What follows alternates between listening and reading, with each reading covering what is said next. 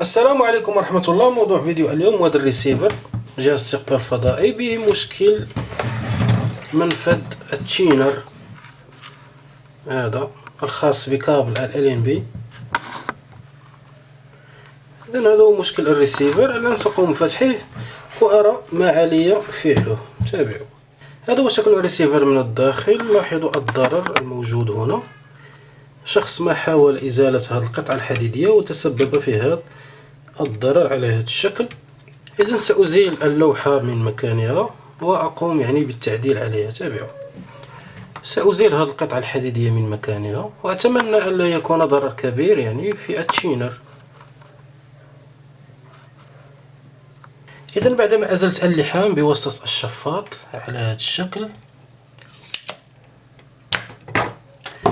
سأزيل القطعة الحديدية.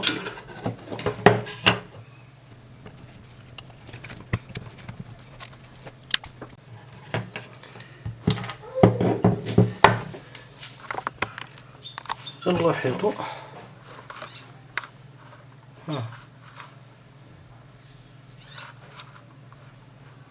أعتقد بأنه الماء أو شيء. المهم سوف أقوم بتنظيف هذه المكونات الإلكترونية. هذا كله أصدقائي يشكل التشينر. هذه المكونات الإلكترونية الموجودة هنا بما فيهم هذا الآي سي وهذا الكريستالة وهذه المقاومات وهذه المكثفات، فهذا كله يعتبر تشينر. هو المسؤول عن إرسال إشارات الإي إف لكي يقرأ ترددات أو يستقبل ترددات ال LNB الآتية من الساتلايت.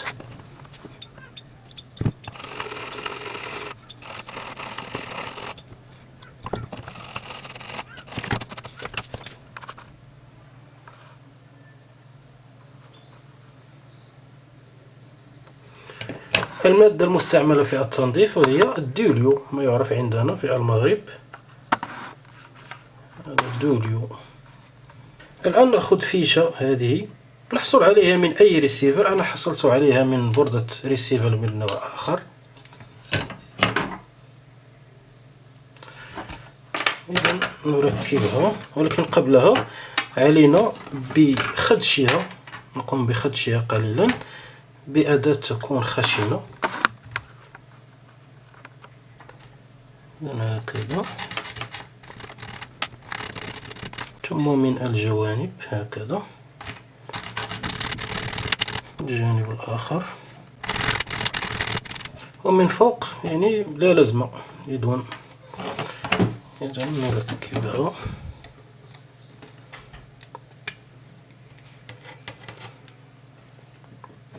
إذن نحاول أن تكون على هذا الشكل بشكل مستقيم.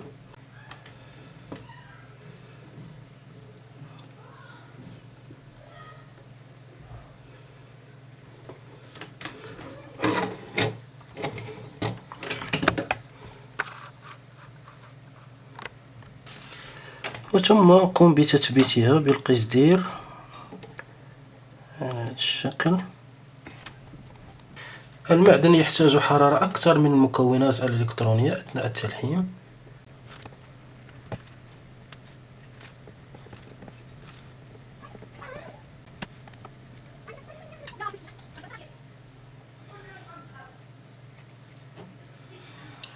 هكذا جيد.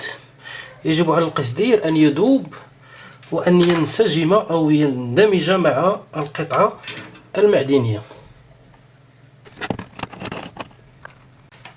ثم نلحمه من الجوانب.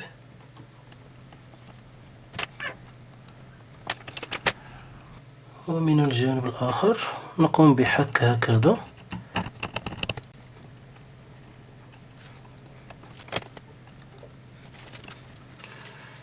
إذن كما تلاحظون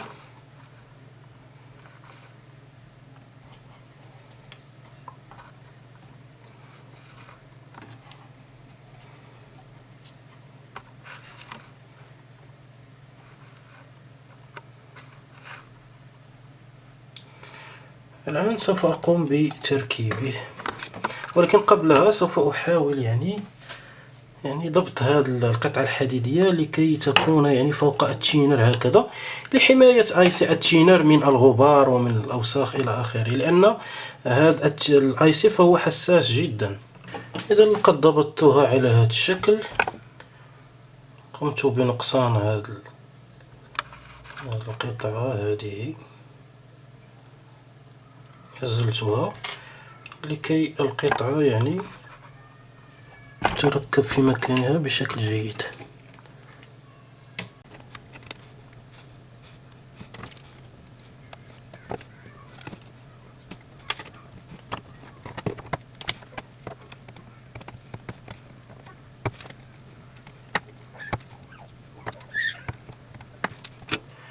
إذا جيد على هذا الشكل كما تلاحظون. هذا وأعتقد بأنه سوف يشتغل أحسن مما كان. ولا ننسى دائما أن نركب هذا، ضروري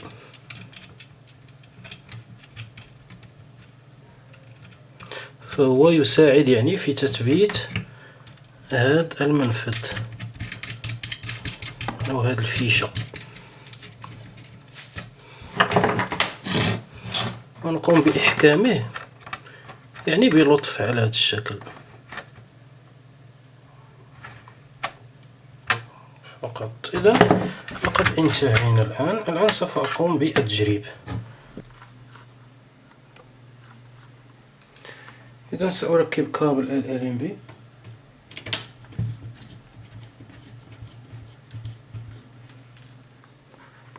كما تلاحظون هي الصورة الآن. أتمنى هذا الفيديو أن يفيدكم ويعجبكم، وإلى الفيديو المقبل، مع السلامة.